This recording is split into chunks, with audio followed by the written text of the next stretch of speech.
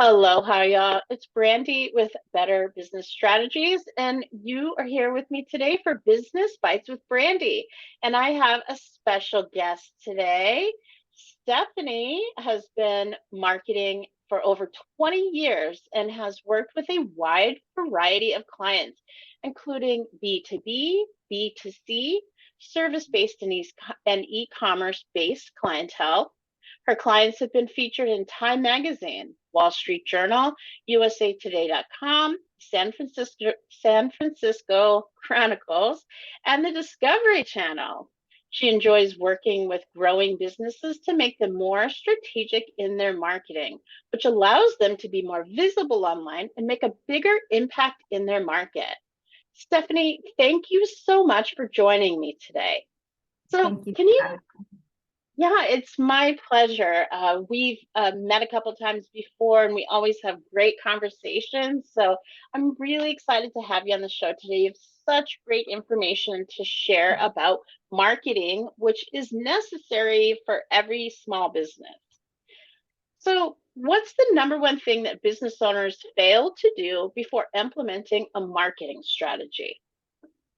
So I think the number one thing that businesses fail to do is they don't put in a marketing strategy in general. They like kind of just go bits by bits, but and like piecemeal their marketing together. So they'll like hire someone to do their website, or they'll hire someone to do their social media. And so it's not very strategic. And so one of the things that they really fail to do is to stop and ask themselves, like, what is my end goal in my marketing? And also, who am I trying to attract? Who am I trying to speak with? And getting really clear as to who you're actually speaking with really is like the baseline to putting together a plan and a strategy for your marketing. That's it's like when I work with businesses, they typically are in business for about 5 years or so, and they've been doing their marketing, or they've got like a VA doing certain things, but they're kind of at a standstill where they're wanting to like grow their business, and they need more leads generated to grow. And so they're kind of like in these growing pains. So when they're working with me, we like stop and we ask those particular questions. Like, who are you trying to reach, and really getting clear on your buyer persona, and also what are your end goals so that we can get there. So that's one of the things that like a lot of small businesses they fail to do, is it kind of, they're working on their business and continuing to work on their business, and they have their heads down, building, but at some point they need to stop and say, okay, do I have a clear message? Who am I talking to? Am I talking to the person that I want to be speaking to? And also, how do I get there? Like, is there there's a strategy that needs to be put in place to get where you want to go. Right. Or do they even have a strategy at all? Are they doing kind of throwing stuff at social media? Like you said, maybe they have a VA in place, or they've hired a high school intern, right? Or somebody that's just putting together some basic social media content, but they don't have an overall strategy. So it's kind of discombobulated, and they're not really clear on who they're talking to, and their messaging reflects that. So yeah, super important. And certainly as a business strategist, lead generation is something that clients come to me for all the time.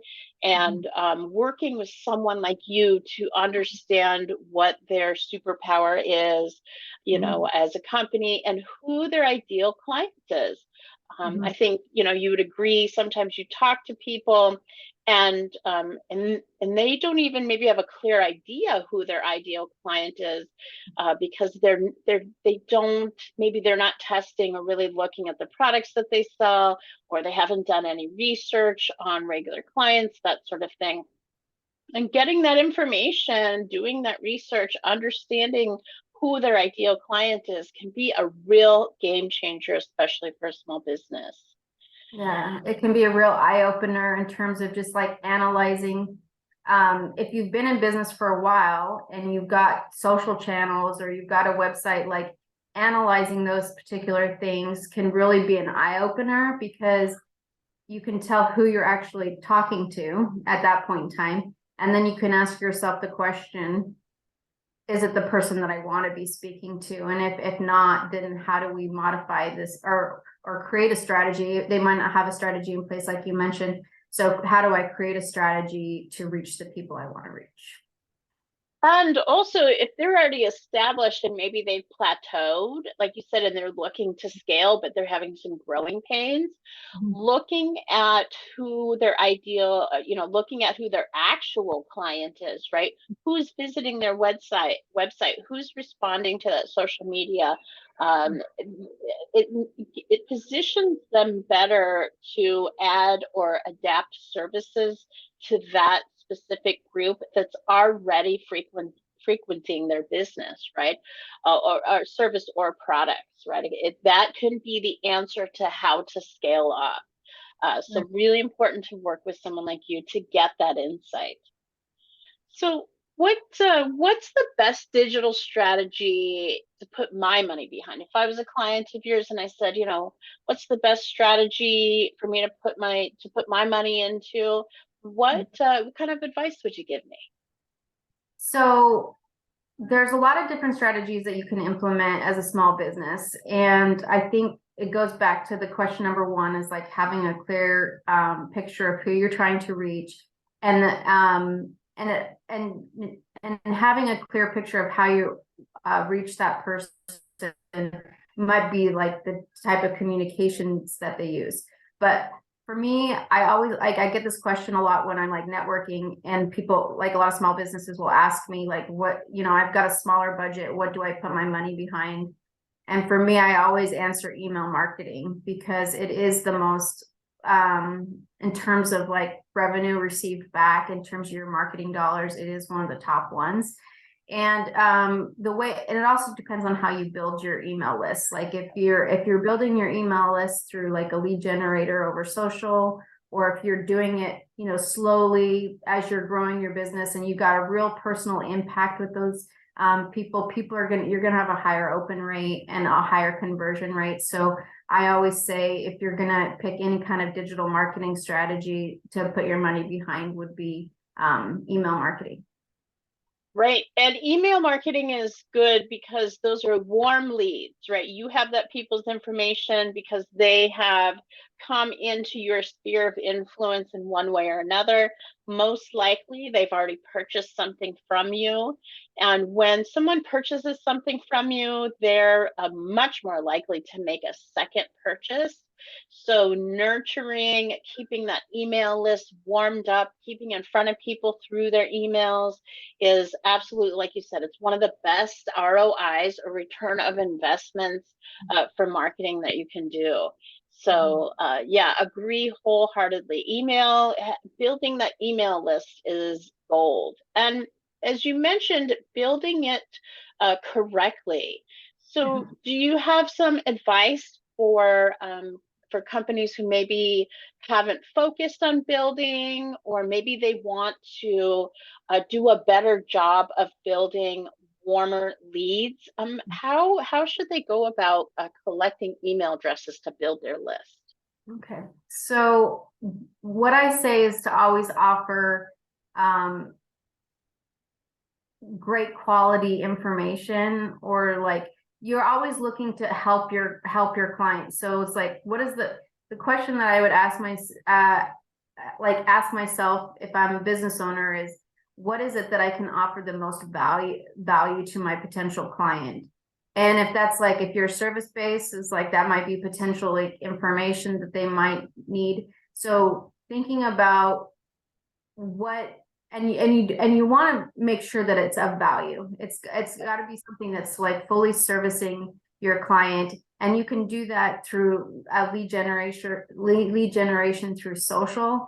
So like a PDF or something like that, where it converts over. If you're like a service based thing, something that people are going to hand over their email list or their email over for that particular item. Another way, if you're if you do a lot of in-person things like that, like asking for people's email when you're networking, is another really great, having like that face-to-face interaction, and building your email list that way. It's even more warmer leads because you've like met that person. But again, just thinking about value, like what kind of value can you offer to your client, and be like high value. Right. I know as a consultant myself, and through coaching as well, that educating people, giving them information, tips and tools, that kind of thing can be really popular as well. So you Mhm. mentioned social media as a way to that you can generate leads, or start building your email list. Is social media really worth it? So social media is like at the top of the funnel in terms of marketing. So I would say that it's like brand awareness. So it depends on what you're trying to get at. If you're service based, and you're trying to get brand awareness, or you want people to get familiar with you, social media is absolutely worth it, because it gives you that recognition. But it doesn't always translate to sales. So that's one of the things that I tell clients is like, if you're going to put money behind things and you're expecting sales from social media, it's not always the case. You might get a lot of likes, you might get a lot of recognition, you might get traffic to your website, but it doesn't necessarily convert into sales. So people that are taking on like an organic social media management manager, need to be aware that it's not necessarily going to convert to sales. So it's like you have to really focus on what your end goal is. And that goes back to, your first question, which is just being really clear on who you're trying to reach and what your end goal is. But I do think that it's worth, in certain circumstances, it's worth it. And in other circumstances, it's not. And I don't always recommend social media marketing. Yeah, and let's be clear about that too, is that we are, kind of talking about general advice here, and businesses are like snowflakes. Every single one is different. Mhm. And so if you're taking this advice, we recommend that you contact Stefany for marketing questions or marketing needs, or reach out to me and I can connect you with her. But your business is absolutely unique, and that's why it's important to understand your unique selling proposition, right? And who your ideal client is. Because even another business strategist or another business coach like myself, they might have a completely different approach. I do the holistic thing, which means I do some life coaching and more personal support. Another business coach might have a completely different approach or serve different clients. So anytime that you're hearing business advice, just realize and really think about how it applies to your specific business. And again, this is exactly the reason why I always recommend that you reach out to professionals before making any huge decisions. And definitely, Stephanie, I think you would agree with me, before you start investing in advertising, any sort of paid advertising. Both of us have seen clients that have paid thousands and thousands of dollars into paid marketing without having a clear idea of their strategy. So if you're thinking about spending money on paid marketing or paying someone to help you with your organic lead generation, please, please, please talk to a professional before you whip out that credit card or get your checkbook out. So absolutely. So I always, this is a holistic part of the show. I always love to ask business owners like yourself, what life strategy do they have that is key for them maintaining a work-life balance or maintaining their sanity while running a business? So what life strategy can you share with us? So I think for me, is boundaries, just creating boundaries. I work from home, and I've worked from home for many years. And it's like I've slowly gotten to this place where it's like I have a separate space in my home to keep things separate. I only, return calls and texts and emails during business hours. Like, I really have to get around the mindset of it being completely separate for me to keep my sanity, because I was like, initially, like, I would return calls and texts at like sometimes 11 o'clock at night, because I have clients on the East Coast and on the West Coast and here in Hawaii. And so just realizing that not everything's an emergency, and putting boundaries and having that work-life balance. It's so important, because if you do not set boundaries up, uh, set boundaries for yourself, and like you said, that could be your workspace, so that you can shift your mindset, and you get up in the morning and you sit down at your desk, and your desk is your office. That's a much different mindset than if your desk is the kitchen table, or your desk is the couch when the TV's on. It's a much different mindset. And also setting boundaries with your clients and letting them know that you actually have business hours, right? You're not on call 24/7. And if you want to be on call 24/7, then I highly recommend that you do an upcharge for that kind of service, because it does take a toll on your mental health. And once you start to get burned out in your business, and you stop losing the joy of running your business, or performing the services, once you start losing the joy of what you do, then you're gonna start resisting. It's not going to feel very good, and pretty soon you're just not going to be able to show up for your business. And so everything that you've worked for can fall apart. And it's all preventable, right? It's all preventable. So boundaries are incredibly important. And it's funny, boundaries are something that I teach along with time management. And a lot of people don't think about time management as boundaries being a time management tool, but they absolutely are a time management tool. And just like you said, setting up those boundaries with clients, managing your time, saying, I'm not going to return I'm not going to return your call at 11 p.m. or I'm not getting up at 3 a.m. to have a meeting with you. That's all time management that is directly related to boundaries. So yeah, super important. And again, if you need help, it can be hard for us when we're in the middle of our chaos, to understand where there's opportunity for setting boundaries. And that's a perfect time to talk to one of us. We're both here to help you, if you want to give us a call, to talk about what your day looks like. And someone that's outside of the situation can have a much easier time pinpointing where you have room for applying some boundaries in your life, so you can take your time back. So, I think having someone like Brandy, like, it's taken me years to get to those like levels of boundaries, and like recognizing that it was taking a toll on my mental health to go back, like, to be stressed out at 11 o'clock at night because something came in over text. So I think having like a professional to work with regarding boundaries and your workspace and things like that, I think is a great idea. Yes, so important.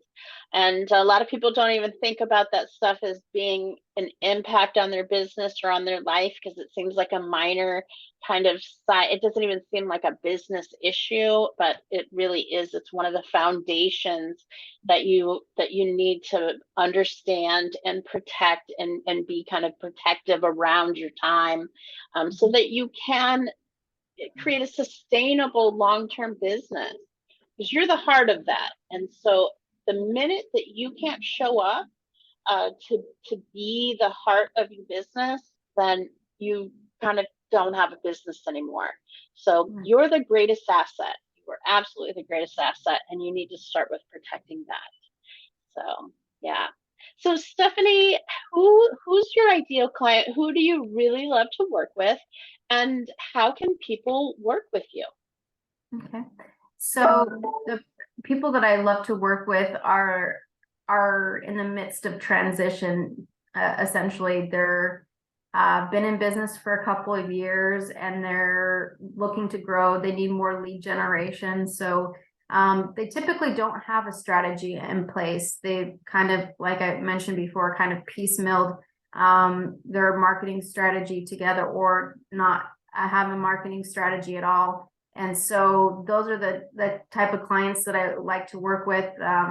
And typically the people that I work with are like Gen X or baby boomers, because they like they have been the heart of their business. They've run a very, very successful business, and they're in the midst of transitioning, trying to become more digital savvy and like become online. So I love working with like really successful, creative, smart entrepreneurs that have been in business for a while, and they're looking for a strategy to just be more visible online. And I do like what you said about the snowflakes, because everything that I like, every strategy that I put together is unique for that particular business. So like if you do have questions, I do offer like a free strategy session for 30 minutes, just to get like a kind of a clear idea of the direction you want to take if you want to move forward with a marketing strategy.